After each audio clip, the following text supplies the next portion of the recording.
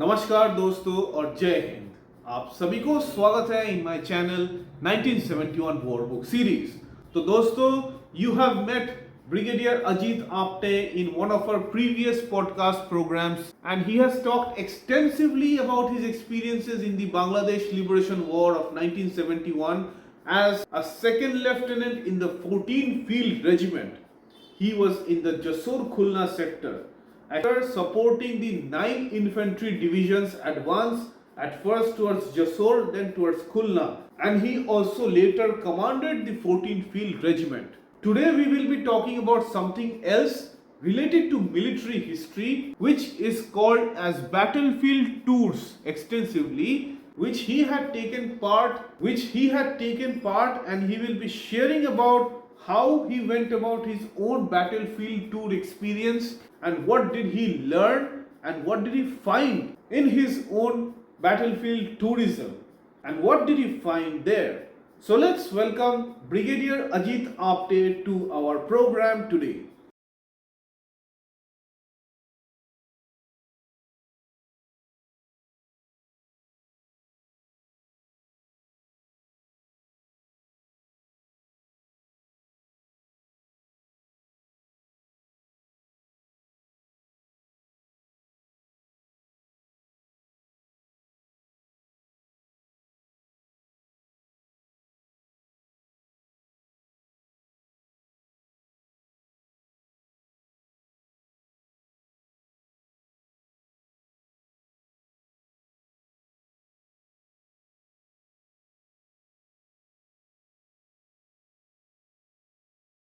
So welcome Brigadier Ajit Apte sir to our program, another program today. So today we'll be talking to you mostly about your foreign military based tours, military history tours actually. So I would like you to start with your first experience regarding the military history tour. As far as I know, I think before joining the Indian Army you had an experience like this, sir. So if you could talk about that a bit. Debu, thank you for inviting me on another podcast. Yes, my first experience was when I was in Scindia School, Gwalior, Okay. in 1961, Mhm. and my father, who was in the army, was posted as Chief of Staff of the International Commission for Supervision and Control to Indochina in Saigon. Okay. And for a very brief while, families were permitted. So while I was in boarding school at Scindia School, my younger brothers and I, along with my mother, we joined our father for a small duration in South Vietnam, Saigon. And in those days, in 1963-64, it was South Vietnam, Vietnam, Laos, and Cambodia. So I went abroad, and my father took me to where the Battle of Dien Bien Phu was fought, and that museum that was in Hanoi, North Vietnam, but now it is all one Vietnam. Right. So that gave me a wonderful idea. And uh, incidentally, this movie, The Longest Day, which was made on that famous Allied invasion at Normandy Mhm. on 6 June 1944, also known as D-Day, was released. So while in school, I had seen the movie, and another movie which was being screened was The Guns of Navarone on the Second World War. Mhm. So that is how was my first experience uh, while I was in school that triggered my passion for military history. Okay. So this was in South Vietnam, I mean North Vietnam, Laos and Cambodia. Right, sir? That's right. That's Okay. So a brief talk if you could give on whatever you have observed in those places regarding these battles you were talking about, sir. Vietnam was a disturbed area. Mm-hmm. The Americans then came in subsequently. They were already there, in fact, and the International Commission for Supervision and Control had India as its chairman, and Poland and Canada were the other two members. So it was a nice little experience. I went to Laos, Cambodia also. Mm-hmm. We were at the National Defense Academy. Our instructors and all would stage, military history playlets. Acha. So I remember one of the playlets was on the Battle of Kohima, which saved India. Mm-hmm. Another playlet was on the Normandy invasion. Uh, the very planning parameters.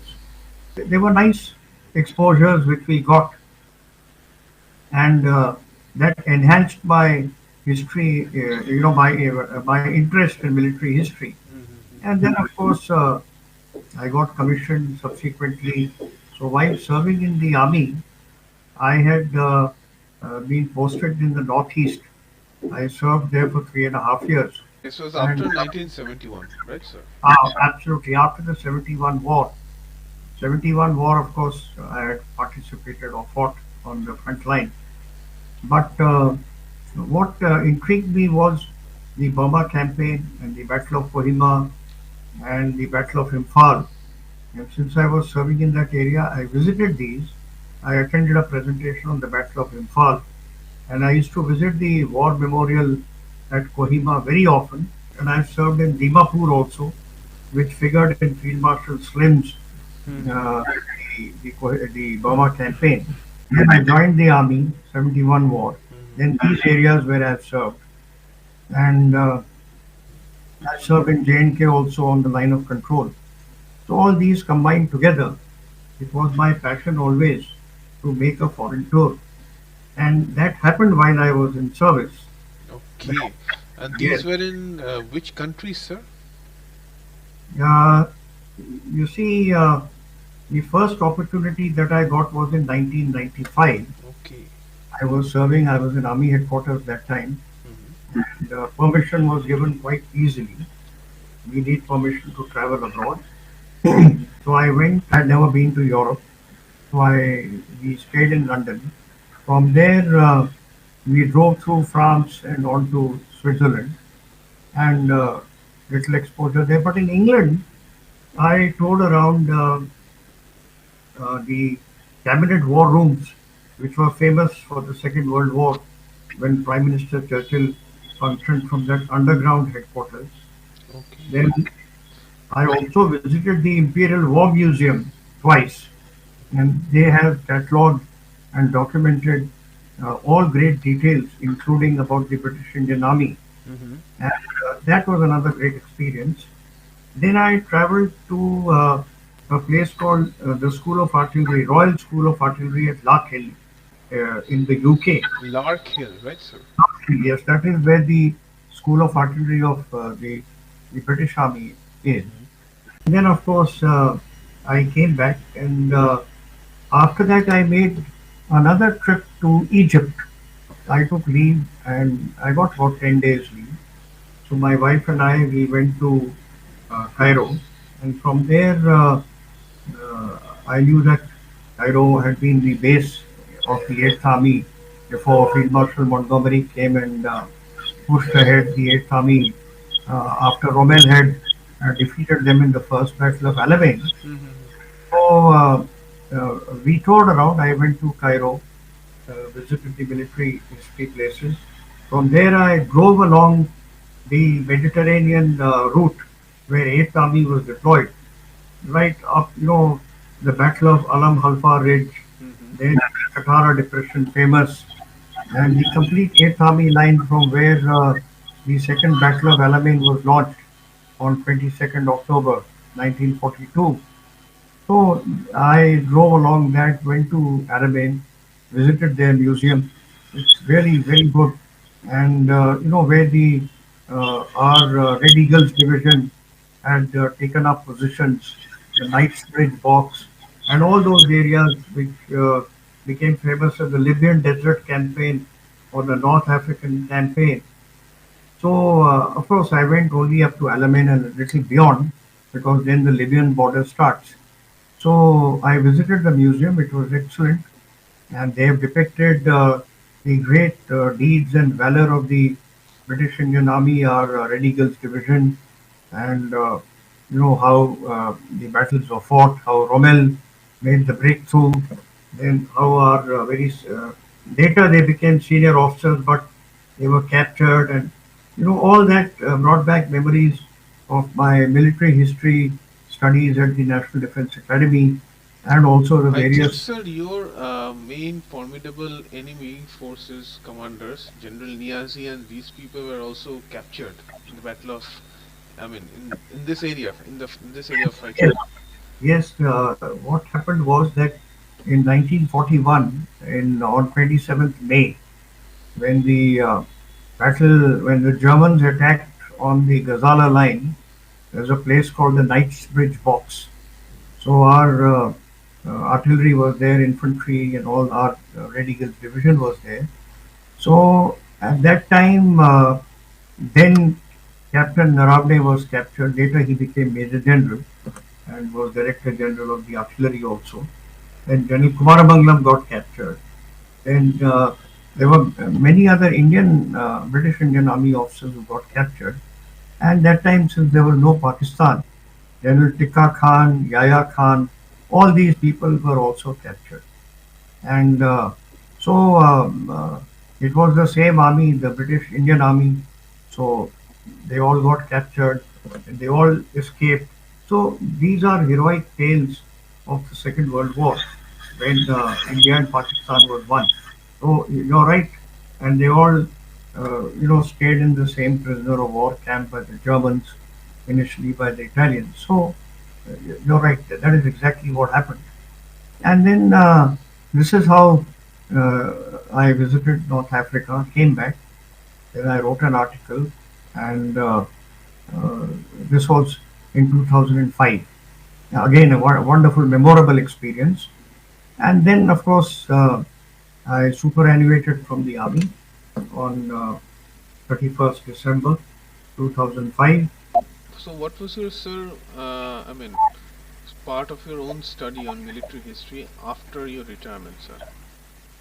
Yes, so you see, military history was still my passion, and I wanted to tour the battlefields of Europe and you know some other places also. But in the U.S., uh, I went around all over the East Coast, West Coast. I visited their museums, which are a tribute to their soldiers, sailors, and airmen who have participated all over the world.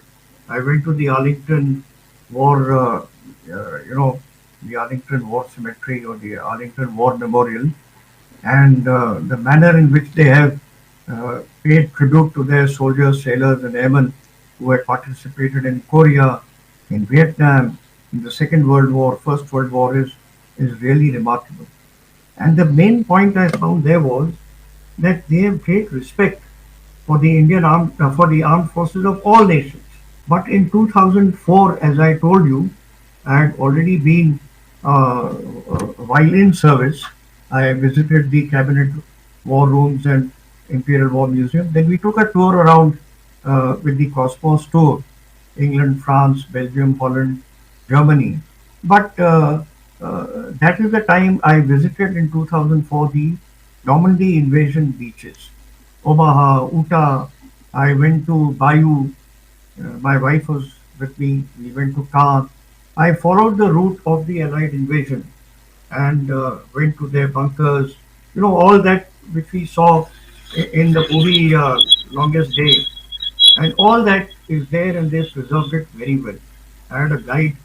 Uh, we also went to the war memorial and I met an American couple, elderly couple, whose the lady's father-in-law had jumped with the 82nd U.S. Airborne Division. Then there were students who had been given a project to study on the U.S. participation in the war and they had to write the project. So it was a wonderful tour of the Normandy beaches.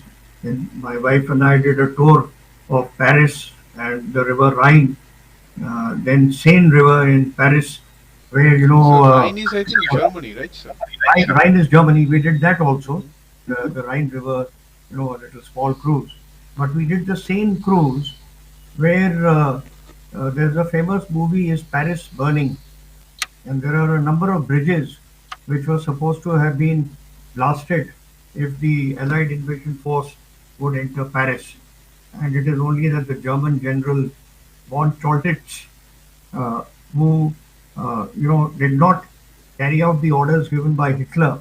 So there's a famous movie is Paris Burning. So But that Hitler wanted the Paris to completely be razed to the race ground. to the ground, correct. And we found that very intriguing. So I had a brief tour in 2004 with my wife, and very nice of her. She also came to Normandy. We stayed at a hotel there, and which was in Bayou, and we walked around. That was the first town to be liberated by the Allied forces. Then Cannes. So all those I areas think we a lot of visited. It was fighting happened in Cannes between British and absolutely, Germans. absolutely, you're right. And Montgomery's forces could not get initial success. Then we went to the Saint Mary Église, which is there in the movie, and where the Where the 101 101st, parachute, yes, 101 airborne division was there. US Airborne Division dropped there. So I visited one or two of the drop zones. Then I went to Utah Beach, went to all those places. It is fabulous. And I had planned that tour by, I was not very familiar with the email and all, but I planned the tour by speaking to people, making arrangements. We went by train, and it was very good. And then after that, we went to Italy also. We took the new rail and went to some of the battle zones of Italy. And of course, The I areas couldn't near go the to. Gothic line, sir. No, I couldn't go there. Acha, acha, But acha. yeah, but I drove past some of the areas where the battles had taken place, especially outside Rome. We stayed in Rome for about 3 days, went around there, and the Colosseum and all those places. So then, of course, went to Holland. So we went through Belgium, then went to Brussels.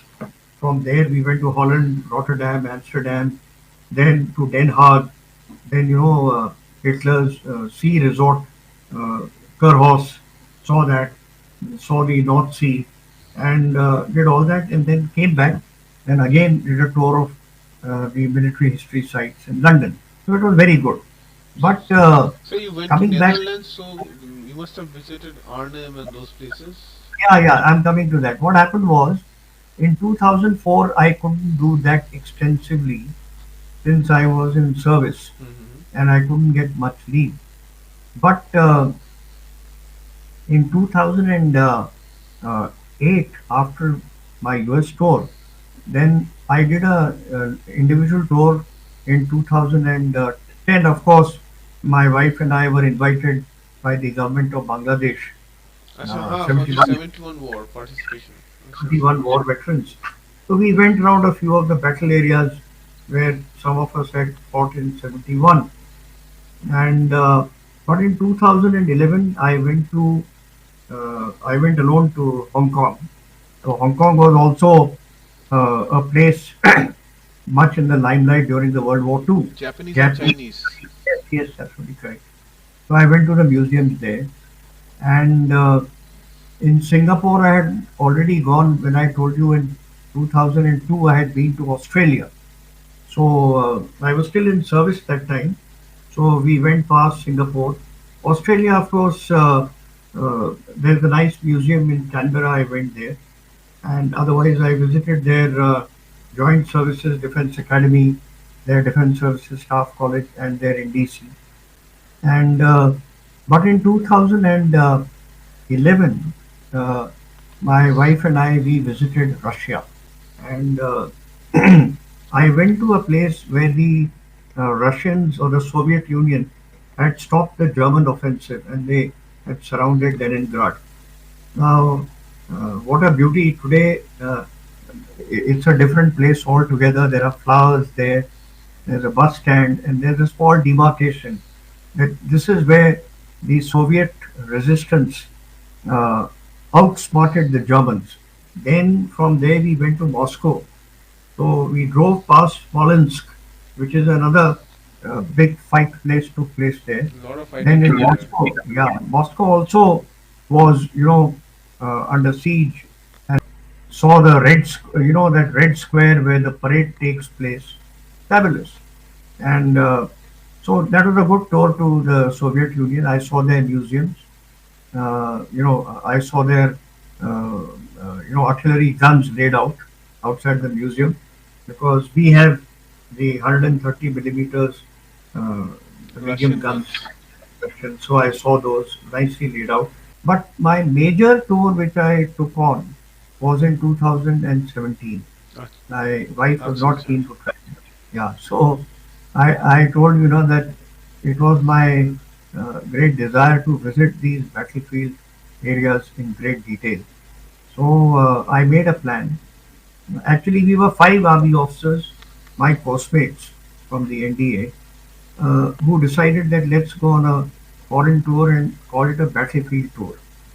So the plans were made in 2016, and it was to be executed in 2017, sometime around June, July. So I got to the planning and I did it all by myself. So I did a little homework on the Google and I wrote a number of emails. So I started with first in England. They have a lot of tourist guides and they advise you well. So I said that I would like to spend about 8 or 10 days in London and visit again the Cabinet War Rooms, the Imperial War Museum, and then go to the Sadiq House, which is in Portsmouth in Hampshire, uh, Southampton, and Portsmouth. Now, that was actually the start point of the Allied invasion when Eisenhower had his headquarters, the Supreme Headquarters Allied I mean, Expeditionary Force. before crossing the English Channel, right, sir? That's right. So when Operation Overlord was planned, Operation Neptune, and all these, so the main lineup of the forces, with the Americans coming in from the US and making England as their base. You know, if you've seen the movie The Longest Day, you'll notice that all these troops, millions of them, had been billeted in England, especially in South England. So Portsmouth had a place called Suffolk House. It is there, and I therefore communicated on email with the people in authority there, and they were very nice. They took my credentials, and I said, "Look, I am a passionate military history buff, and I would like to visit these because I have studied this campaign in detail." So I got a prompt reply within a week from a Lieutenant Commander lady officer from the Royal Navy, and she said, "Brigadier, you can come." She gave me all the do's and don'ts, and within a week, after filling up their application form, I got the green signal to visit them. So that was number one. I visited places there on my own. So I did my tour program, and in that uh, I was going to visit these places in England, London, Portsmouth, Southampton, and then I was taking a train to go to Paris. I had booked my accommodation in a hotel in Paris near Gare du Nord railway station. From there, I had booked my travel to the Pegasus Bridge, which was the first bridge which was captured intact on D-Day at Right, by the 0012 British. By the British. by the British Ox and Bucks, the sixth, the company commanded by Major John Howard. So I had written to Madame Orlet. She is the owner of the Gondere Cafe. I had her email address. The twin canals which were captured intact by the first offensive which went on D-Day, that is midnight D-Day, and it was captured intact. Major Howard's company, popularly known as the Ox and Bucks. So I got a reply from the lady. She said, General, please come. So I went there, went by train, everything, all tickets bought in India. I spent a beautiful day there, and the lady took me around the Gondere Cafe. I went to the museum. She showed me, literally on a paper napkin. She was so good. She made a complete tactical plan of how the attack took place. I still have that with me. And I saw her cafe. I had lunch there, and I was surprised to get a complimentary white wine from her. And she joined me while I was having lunch. She explained everything to me. And at the adjacent table, I saw a guide. He was an American. They were American tourists, but the guide was a Frenchman. They heard me conversing with this owner of Gondere Cafe, and she and her elder sister were small children when their parents were looking after that cafe, and the Germans would come there, and ultimately it was captured intact, and that was probably the first place to be liberated at about 30 minutes past midnight, that is on D-Day. So these people are listening, and then the guide got up. He said, "Excuse me, are you from the armed forces?" I said, "Yes, Indian Army." And they all got up, including those American tourists. Uh, and they said, "General, we thank you for your services to your nation." I think, what can I tell you more than Wow. that? I mean, I am I am not in India. yeah. I am in a foreign country. I don't know whether in India this would be done, except if there's a war. If there is a When war, yeah. Only there's if a there is war, a then war. everyone is ready to give you sweets and be there at the railway station. But uh, I was stunned when they said, "Thank you for your services to your nation." I mean, and I had a wonderful tour. Then I went to Sword Beach because in the Normandy landings, uh, the That's what the Brigadier, British landed, right, sir? yes, British landed there. Brigadier Lovat, he was the person, and if you if you note in that movie, the famous actor, I'll tell you his name. Uh, I'll get his name. He actually acted in the movie Longest Day also. Todd, I think. Richard Todd. I may be wrong, but if I am right, it was him. And famous actor. He was actually in the British Army, like David Niven, a famous actor, was also in the British Army from Sandhurst, and that's where that famous, incident about the Mad Piper Bill Millen. He actually Mad was playing the Piper, right? bagpipes on orders of Brigadier Lovat, Hmm. and the Germans thought he was mad. So, so I think I that's saw. why they didn't shoot him, I guess, sir. Yeah, they didn't shoot him.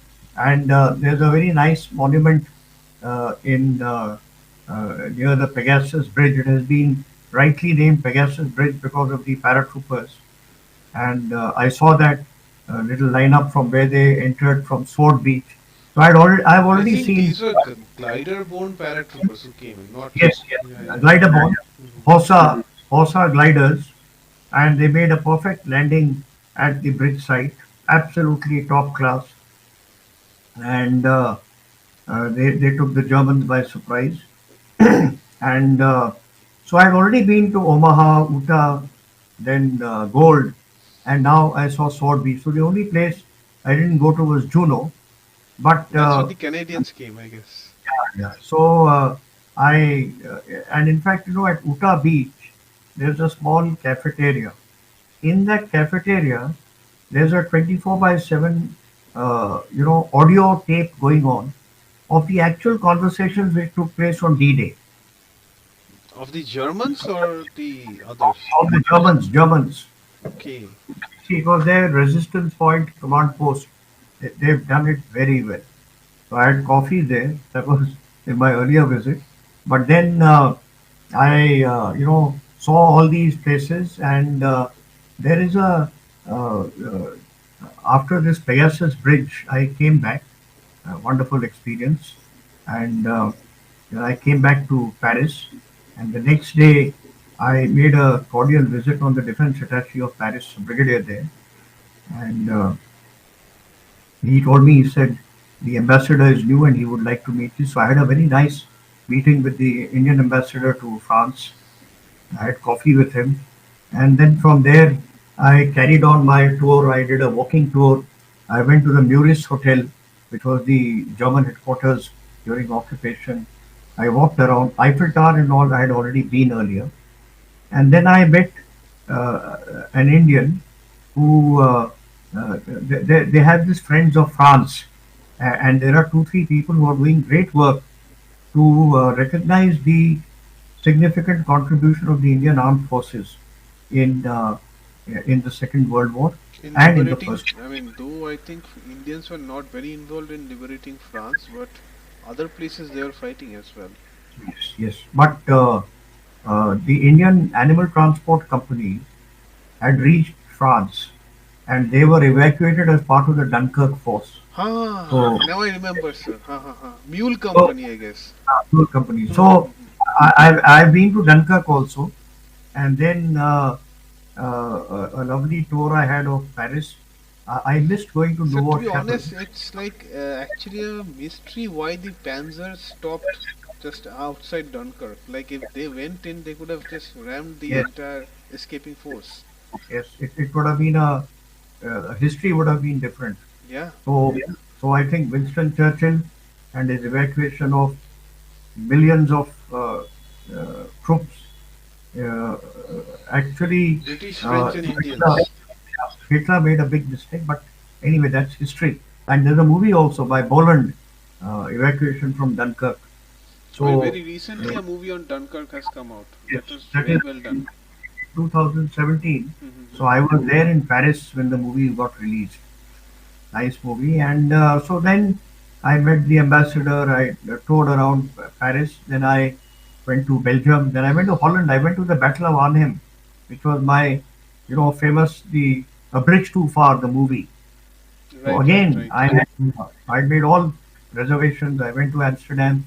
I stayed there for 2 days. I took a train which went past Eindhoven. All the route which was followed by General I mean, Horrocks. Eindhoven, I think the Americans were there and they were The waiting for British 30 Corps to come up. 30 Corps was General Horrocks. Mm-hmm. So I went past. I went to Arnhem. I got down at the station there. Then I walked. The bridge at Arnhem, which is now known as the John Frost Bridge, uh, I mean, is it was about Major John Frost, I guess. John Frost, correct. Hmm. So that bridge was about And I is think you about. were sir born in Pune, our Indian. I think so. Yes, you're right. Mhm. So I walked. I didn't know, but I asked some people who were standing around, and they said it's about 8 kilometers. I said he can walk, so I walked. And while walking, I walked through the built-up areas, which have been very well depicted in the movie A Bridge Too Far. I mean the When built-up General areas Akkad, of the paratroopers, right, sir? yes, yes, where the British Airborne Division had dropped under General Urquhart, Hmm. and they were all fighting in that built-up area. So First, I first year wounded. British Airborne Division, part of Operation Market Garden. Market So garden, right? yeah, when I was walking through, I thought I'll have a cup of coffee. So I had a cup of coffee, and I met a Dutch gentleman. He was on a cycle. So I said, "Excuse me," and I got to know he speaks English. So I said, "Look, I'm so and so, a veteran of the Indian Army, and I'm touring, and I want to go to the place which is known as the Arnhem Bridge." So he said, "General, come with me." And very nice of him. He walked the balance 3 or 4 kilometers with his cycle in his hand, and he kept telling me stories. So he would have been about, I believe he was a college boy when the movie was, made in 1977, A Bridge Too Far.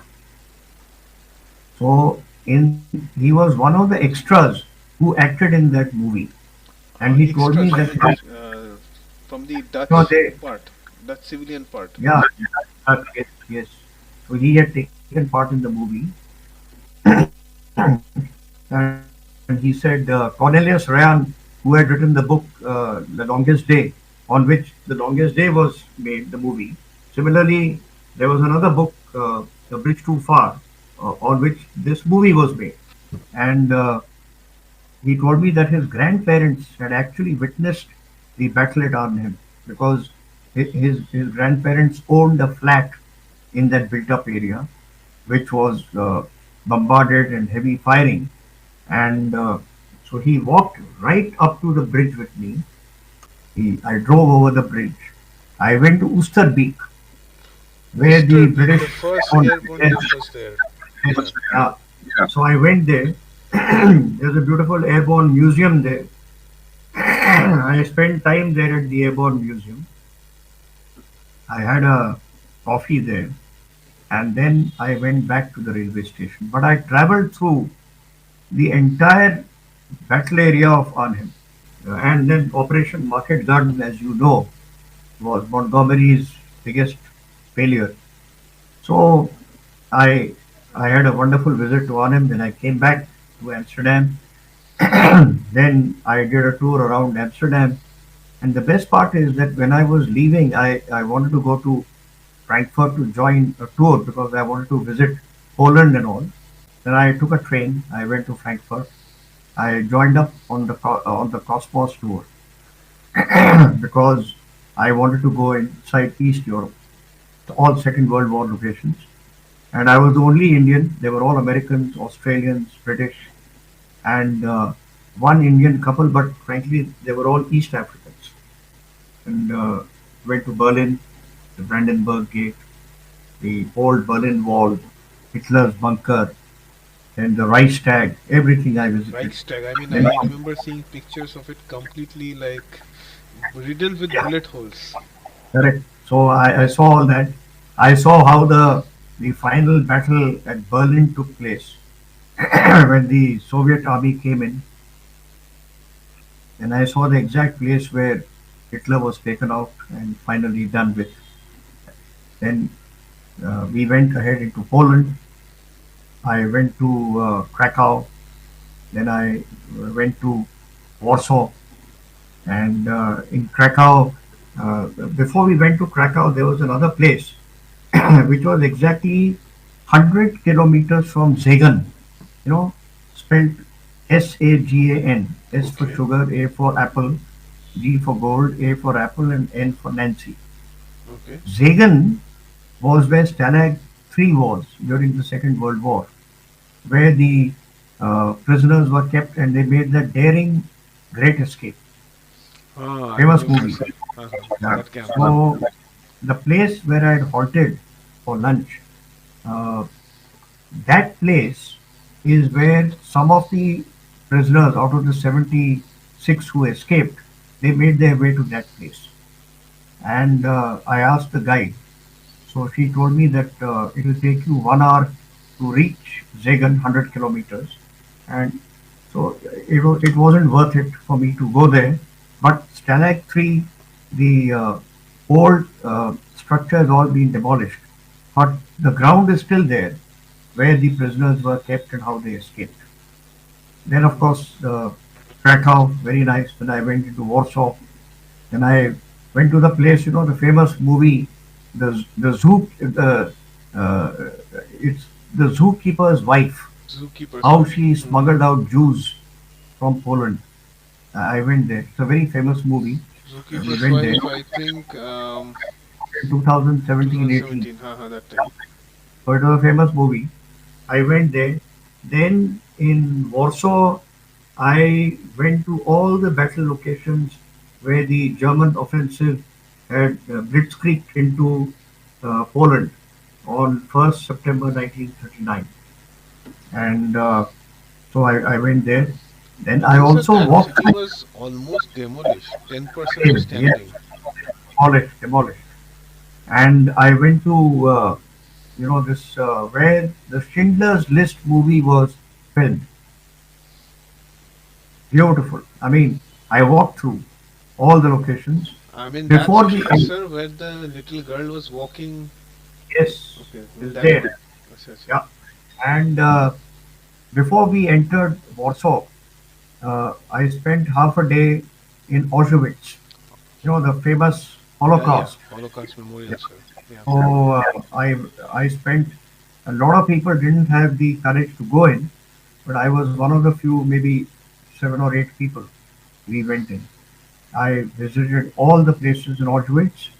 I went to platform number 17, Where which the is prisoners were brought in, right, sir? it is very well shown there in the movie. And the Auschwitz Museum is it's it's a very nostalgic, very emotional moments. And I had also gone to this place called Weißerbee or some place in near Berlin, where this final decision was taken to exterminate the Jews. I had been there Final also. solution, final Final, Lösungen, that's what they said. final solution or final decision. Hmm. Uh, there's a movie made, so it is based on that. I went there. Then, while in Berlin or nearby, I also went to the famous bridge where there's a movie called Bridge of Spies. I went to the Bridge of Spies because I've seen the movie and I've read the book. So, historical, everything was very, very memorable. And I was on my own. Then, from there, after leaving Poland, we drove through Slovakia, went to Hungary, Budapest. Again, all these countries So were in these places involved. also there was German presence, and a lot of fighting against the Soviets. But I mean that's Yes, a part of history we don't know much, to be honest. but all these countries were overrun by the Germans. So Hungary, Budapest. I did the Blue Danube, river cruise. Fantastic. Hungary was Budapest was a wonderful visit. Then from there, I went to the Czech Republic, Prague. Again, wonderful there. From there, I went to Austria, Vienna, and Austria was also, I went near Salzburg, but I couldn't go there, where the famous movie, The Sound of Music, and the Von Trapp family. But I didn't have time to go there. But I spent 2 days in Vienna. I saw the opera at Vienna, the famous opera, marvelous, and Vienna Opera House, it's actually very, and, very famous, sir. and I had a wonderful dinner in one of the famous restaurants in Vienna. And you see, I was on my own I in this missed out. company. I mean these Yeah, things that you said, sir, marvelous. I mean I've just read about them and they are marvelous. Yeah. so then I went to Munich. Then we went to another place called Rothenburg, which was again occupied by, in Germany. It was war torn, Rothenburg. Then from there went to Frankfurt, and then finally I finished my tour of this battlefield tour of 2017, but in which the intriguing Sir, another moments thing, were did you visit the Silo Heights? no, I could not. Silo I Heights, and really that was a very big fighting happened there between Germans and Russians just before the advance into Berlin. correct, but I couldn't go there. But I visited most of the places where the Soviets had entered, and the German resistance line broke. I went there, and then of course I went to all the museums in Berlin, and the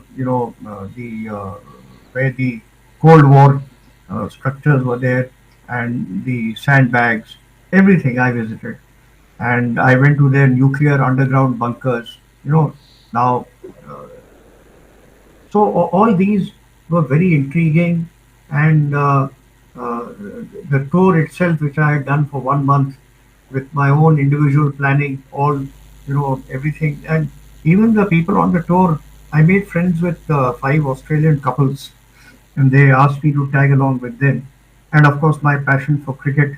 So we had a wonderful time, and then of course I came back to India after 1 month extensive tour, and what my most remarkable moments is the respect that they have for the Indian armed forces.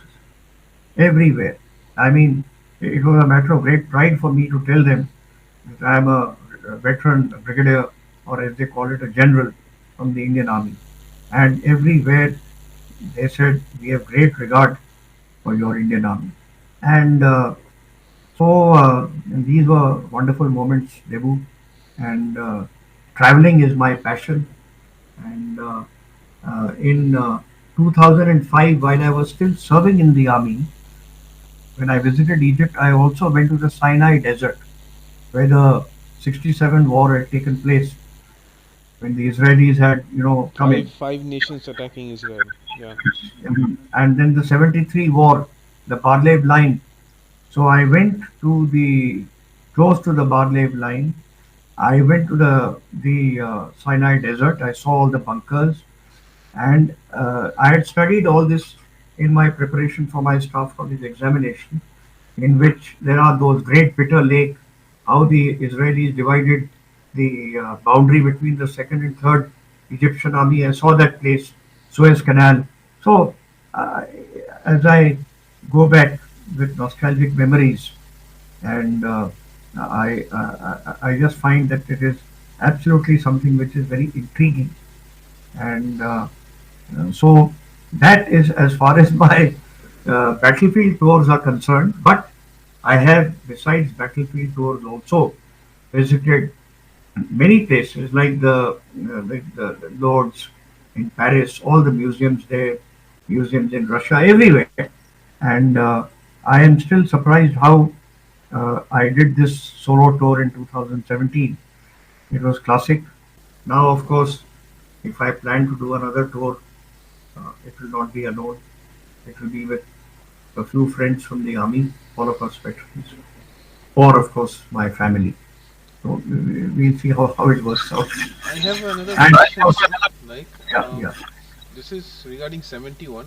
Have you visited the battlefield locations of wherever you fought in 71, sir, in Bangladesh?